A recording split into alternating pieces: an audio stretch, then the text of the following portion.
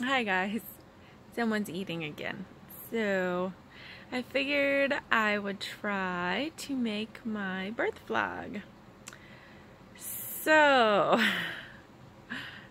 he is 2 weeks and 1 day. He was born on August 14th at 5:26 p.m.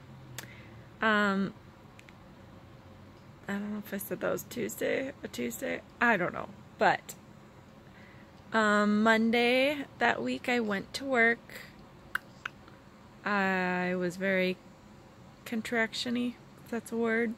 Not really, but I've had an irritable uterus, so it didn't really, nothing weird.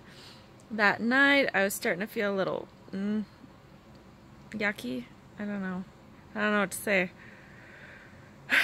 If you do not like TMI, don't watch this vlog.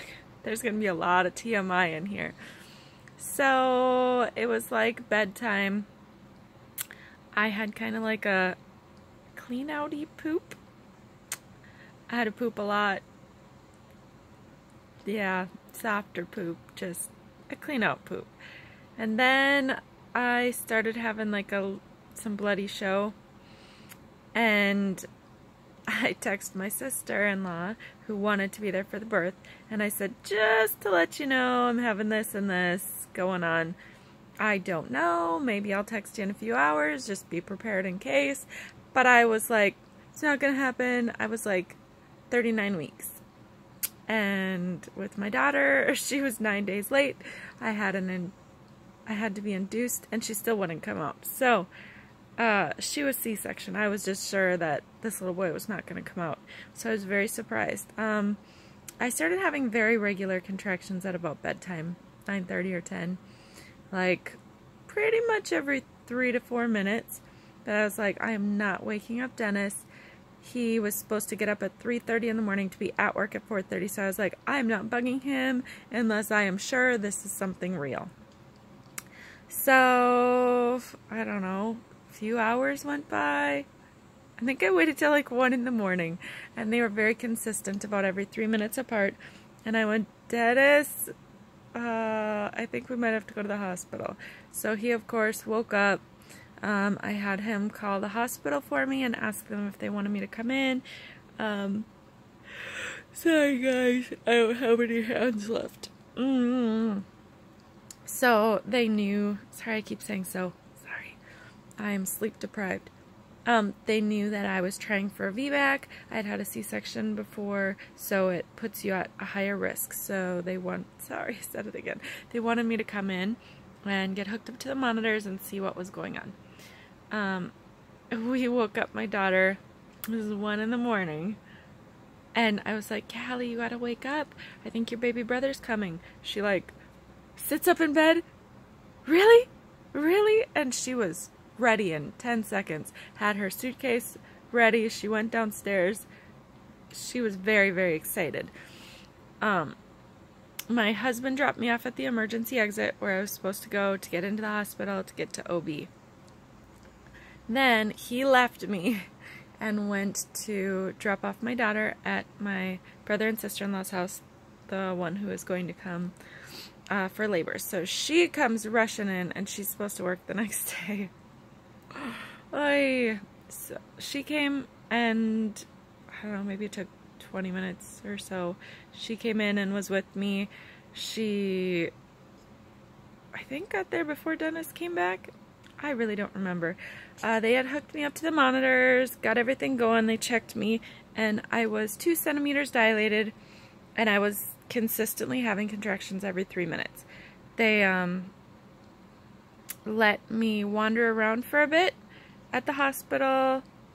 They said that they wanted me to progress, otherwise they would be sending me home.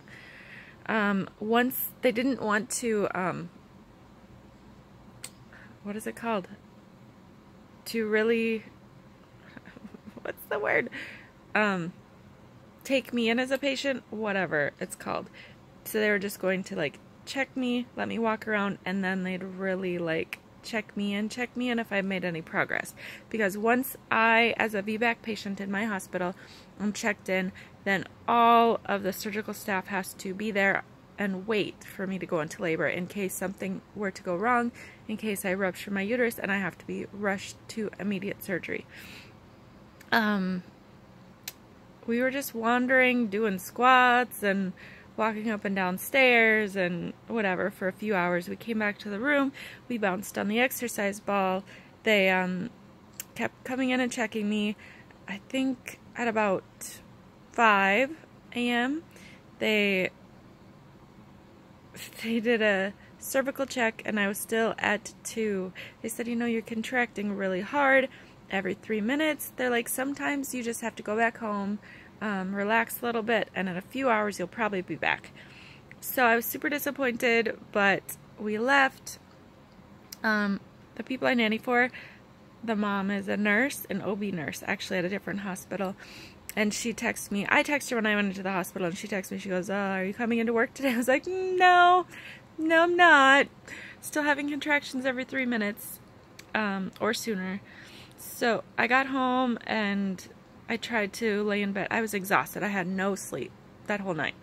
But when you have contractions every 3 minutes that are hard, like you might doze off, and then you're immediately back awake because the contractions are hurting you so bad. I gave up trying to sleep. I went and got in a nice hot bath. My water had not broken yet. It was getting really bad. I would grab the sides of the bathtub and I was making noise and, you know, all that fun stuff as you do when you are in tons of pain and labor. But the thing is, when you were already having contractions every 3 minutes apart, hard ones, you're like, when do I go back? I've been having them for hours and hours at home. So it was maybe 10 o'clock. So I was laboring at home for another 5 hours in the bath, wherever. And I was like, okay, I can't take it anymore. They were getting to be sometimes 1.5 minutes, sometimes 2.5 minutes apart. You know, they were right on top of each other. They were hard. And I was like, I can't take this anymore. Let's go back and get checked. My husband called his mom to come and get Callie, because we had her back once we got back at home. Then she came, I don't know, maybe 20 minutes, half hour later. We headed back to the hospital, and I was just like, oh dear God, please, please be, you know, a little bit further. And so we get in there, they hook me up and check me. They're like, oh, they said that you'd probably be back in a few hours. We left your room. It's the same one that you were in before. Everything's good. Come on in. They checked me, and I was like, almost 3. So they got me checked in, got me all hooked up. I was having contractions just right after another, after another, after another. And I was like, when can I get my epidural, please? Like, this was something that I had already made plans with my doctor. I was like, yes, I absolutely want one. And my doctor had said if I made any progress, like if I came in at a 2, I made it to a 3, I could get one. I didn't have to be a certain amount of centimeters dilated. I had already asked, because I have really bad anxiety, I had asked if there's anything that I could take if I got super anxious in labor that would help me, like, control my anxiety. After, I don't know, an hour or so, I asked for something to help me with my anxiety, because every time I'd have a contraction, I would just, like, I would tense up instead of letting it do what it's supposed to do, which is what I did with my daughter, too. But it's very hard on your body. You can't, you're fighting against the contractions. They gave me that. I didn't think it helped at all. It made me a little bit tired, but I was already super tired because I got no sleep the night before. They came in and checked me, and I was maybe a 3 or so. And I asked if I could have an epidural yet. They're like, oh, when you get to a 4. And the fun thing is, my doctor, of course, the day that I go into labor, she's not there. So I have a new doctor who I've never met before, who is like the on-call doctor. She's new to the hospital. I have no idea who she is. I was like, I don't care as long as someone helps me get this baby out.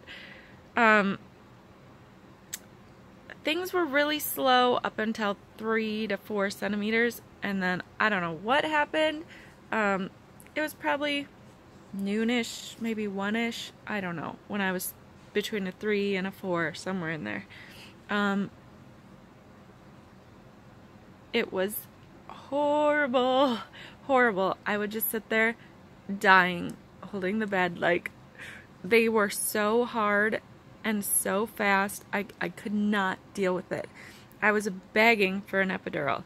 They finally, I get to a 4, and they bring in the anesthesiologist person. They do their thing. It's really hard to stay hunched over in the right position while you are having contractions. Just saying. But I did it. He gets in there and he was like, oh, he goes, well, that's a little strange. I was like, that's not something I want to hear while you're in there messing around with a giant needle in my back. And he goes, you know, I have to write this in your charts. He goes, you go into your back and they're supposed to be like, I guess you go in a little bit and then it gets, I don't know, there's like a soft spot or something in there, and that's how they know that they're in the right spot. Well, my back, he did that, and it was not the right spot. He had to push in through some more to get to the right spot. He goes, you know, it's a little bit different, abnormal, and they would put it in my chart so that if I had to get a C-section, how to get an epidural again next time, they would know. And I'm guessing that's why when I had my first epidural with Callie, it didn't work. They had to come back and do it over. Yes, so anyway, he gets it in the right spot, and I guess they give you a shot of something in your back first to numb you and see if it's all the right area. They've numbed you enough, whatever. That kicked in. And I was like, oh, thank the Lord. So I don't even know how long it was, maybe 20 minutes or so. And all of a sudden, 30 minutes, I don't know, really. You're in labor, you know, it's a crazy time. But a little bit of time goes by, and all of a sudden I start feeling what feels like contractions again. And I was like, oh no. Oh no. And then the next contraction, it got a little harder. And I was like, something isn't right here. I'm starting to feel contractions. And within like 10 minutes or so, they were full blown. They were back to back to back to back. Horrible.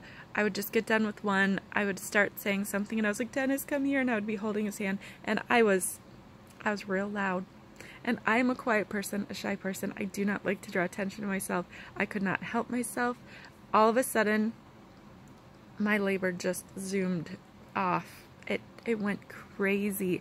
My sister-in-law had to go check on one of her patients because she's a nurse, and she had a couple things that she had to do that day. So she was like, okay, I'll be right back. It was like 4.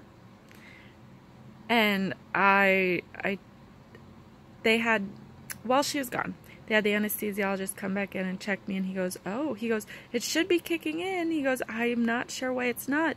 The initial shot that they had given me had worn off, but the epidural was not working. So he goes, well, I'll come back in about 15 minutes and check on you, see if it's caught up. And about 15 minutes go by, and I'm screaming in pain. Like, literally, I was like, please. I was like, can you please give me something? Like, can he come back in here, please? Like, begging them. I was like, this is the plan, was to have an epidural. Oh, no, no, no, no. It was too much. I was like, I can't do this. I can't do this. It was getting real bad. He came back in, and he was like, I just don't know why it's not working. He goes, we can give you another shot. He gives me another shot. I don't feel any of it yet. I don't feel any of it yet. They check me, and they're like, it's time to push. And I was like, no. No, no, no. So they called Laura back. She had only been gone, I don't know, 15, 20 minutes or so. She comes racing back in there. And they're like, I went from 4 centimeters to fully dilated in hour and a half, 2 hours, something like that.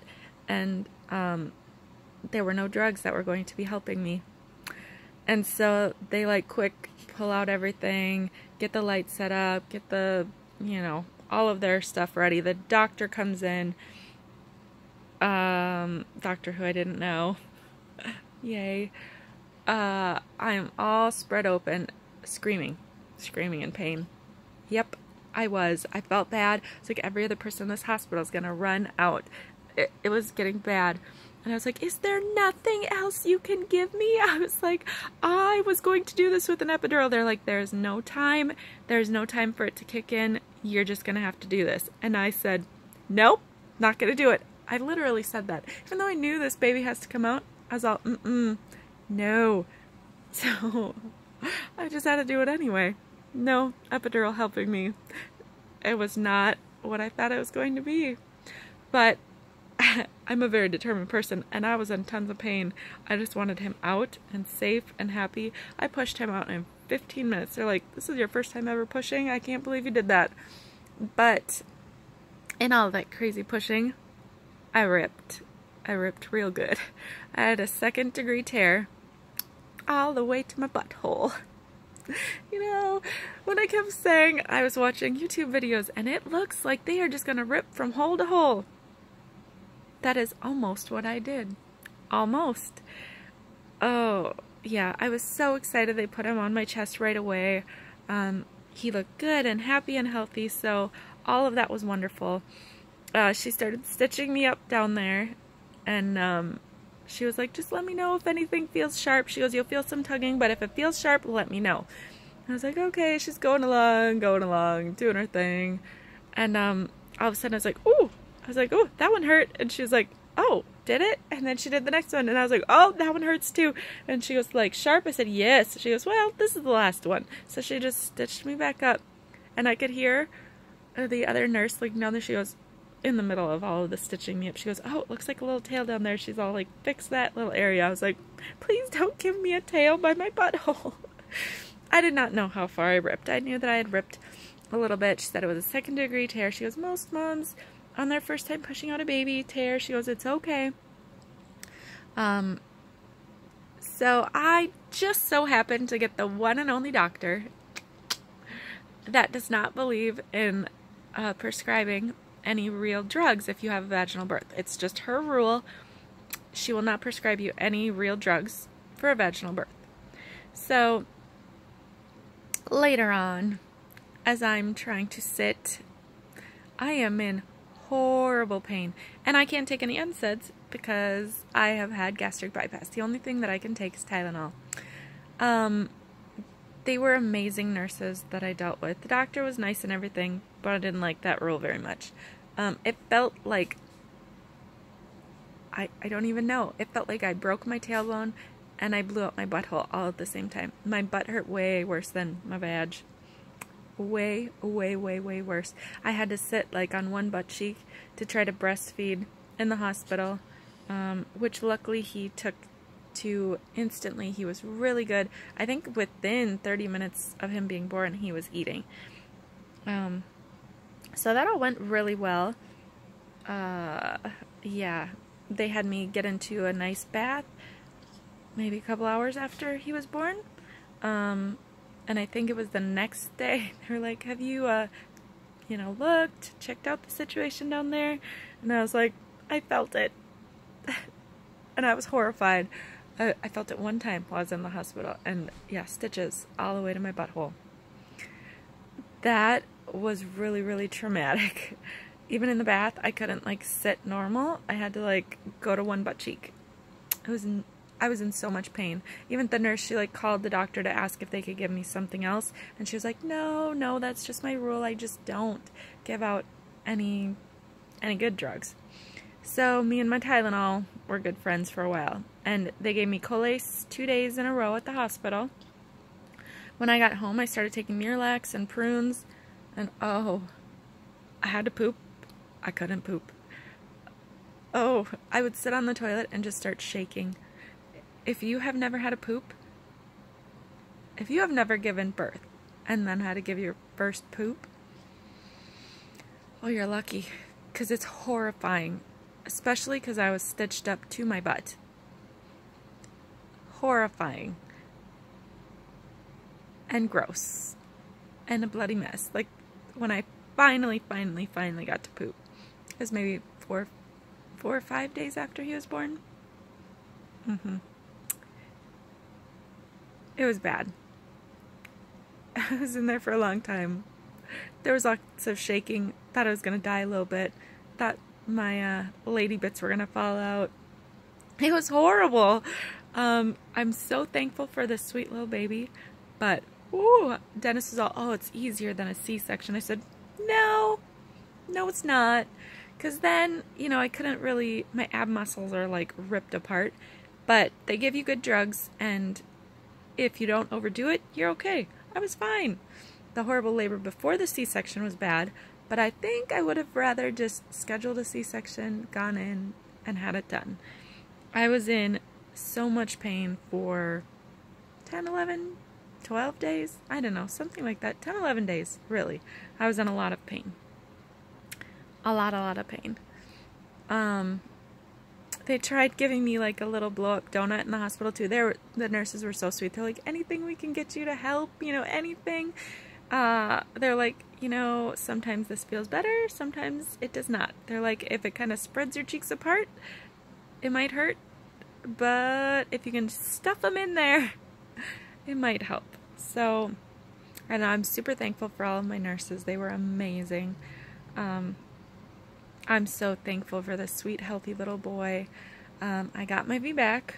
I'm not sure that I really wanted it. I mean, it's supposed to be better for me, better for baby, but